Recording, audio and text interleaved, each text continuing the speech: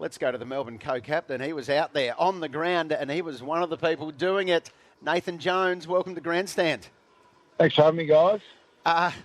Wow, that was extraordinary to watch. What was it like being out there in that final minute? Yeah, well, it was one of the more bizarre games I've been involved in, to be honest.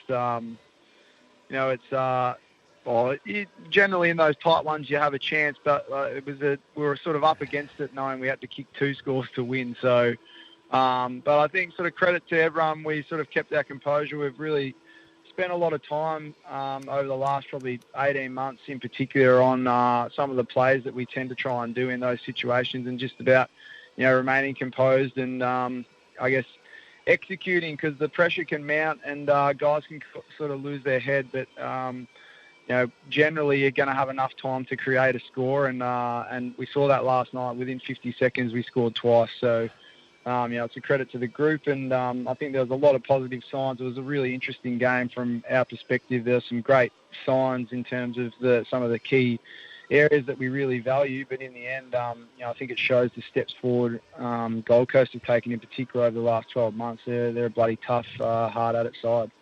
They are indeed, but I suspect Marty Hoare's name will come up in match review at the Gold Coast on more than one occasion. He somehow found a huge amount of space with 35 seconds left.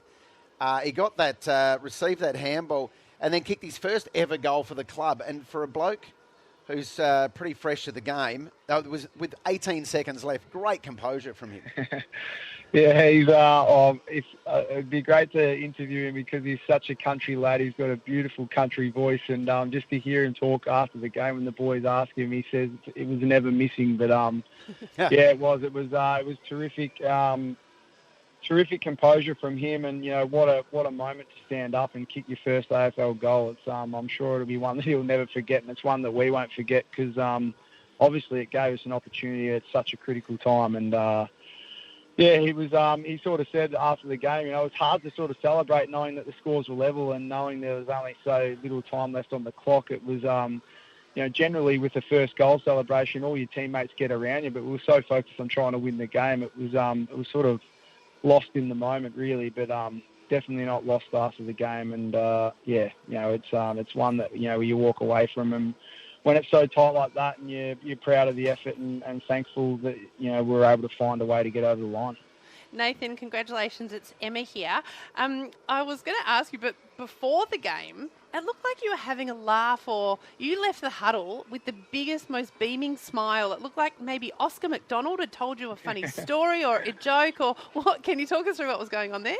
It's similar to what you've seen around most teams, really. I think we tend to try and use a little bit of an icebreaker. Sometimes it'll be one of those sort of generic footy pump-ups. That yesterday we had Oscar stand up and give us a bit of a joke rather than the boring old captain's address. So, and he came up with a perler without any of the boys knowing, obviously, other than myself and Jack and Maxie Gorn, who sort of asked him to get up before the game.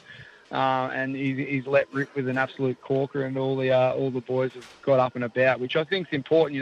There's a lot of tension leading into games, and focus and concentration and work that goes into the preparation all week. I think a lot of guys play when they're sort of free, play better when they're free in their mind and happy and I guess enjoying the moment, no matter what the situation is. And I think last night we found that we were well aware of how much of a grind the game potentially could be. We weren't probably expecting it to be that much of a grind, but I think the mentality of the boys and staying in the moment, obviously being really well connected and together, was important in that. And that was just a little sign pre-game to get the boys in the mood. There's no chance you're going to tell us the joke, is there? No, I don't think it's appropriate to be honest. But it was a good one. Nate, congratulations, mate. Now, I'm interested in your mindset in particular. So you get back your level, there's not very long to go. You've probably got three choices. One is, hey, we can win this. Second one is, we've got out of jail a little bit. Let's hang on for a draw. And the third one is, let's make sure we don't lose this. What do we need to do to not lose this game and let them score? What was your mindset? Did it flick straight on to win or lose or draw? Oh, absolutely win. I think, we were lucky enough to have our runner, Daniel Cross, come out. I think when Marty kicked the goal just prior to that at the centre bounce, I think it might have been around sort of 50 seconds, 45 seconds, something like that. And then as soon as that goal was kicked, he was straight back out again. It was like 20 seconds. So, we're well aware of the time, which is important. And then, as I said, we've practiced some key plays.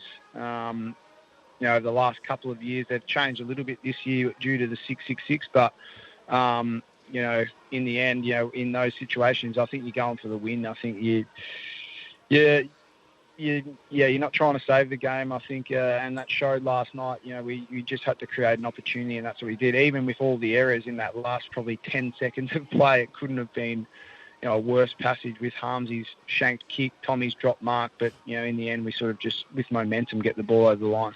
Yeah, I'm sure Tommy McDonald this morning is thankful that the game went an extra 2 seconds. Yeah, it's crazy. I think after the game they were saying that, which is probably right, he's kicked it and the clock stopped pretty much on 0. And then obviously when Harbrow played on, the siren's gone. So, it could not have been any tighter, which, we're obviously very grateful for. And I think Tommy would be absolutely ruining the fact that, if he didn't have that chance after dropping that mark, because I think that was a dead set soda. And, we had a good laugh about it after the game, which, and we certainly let him know about it, that's for sure.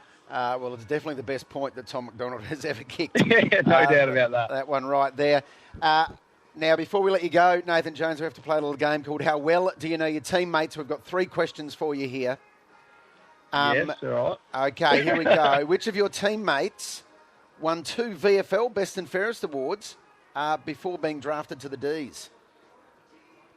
For the club he was playing for, that is. We've already given him a mention. Marty Hall. And yes, he won 2 with the Pies. That's right, yeah. The last 2 years. Which of your teammates has a woman with a headdress tattooed on his left shoulder? James Harms. Yes, well done. You're 2 from 2. And finally, Jake Melksham. What is Jake Melksham's daughter's name? Oh, no. Frankie. Frankie, yes, well done. 3 from 3. I nailed it. Good job. Well done, mate. Well, you're off to Perth Friday night to play the Eagles. We hope you've been able to exorcise the demons, pardon the pun, from the final series last year. Yeah, no, I'm looking forward to that challenge. I think the boys will be pretty excited to hopefully get over there and get another crack at it. And, I think some sort of emotions will come up. But in the end, it's a new season and a bit of a different team, to be honest. And, we work forward from there. I think the best thing to do is sort of tackle those challenges head on, and that's what we'll do. And you are on a bit of a roll. Well, Nathan Jones, congratulations on the win yesterday and all the best for the rest of the season. Thanks for joining us on Grandstand. Thanks, guys. Thanks for having me. Have a good day. Nathan Jones there, skipper of the Melbourne Football Club.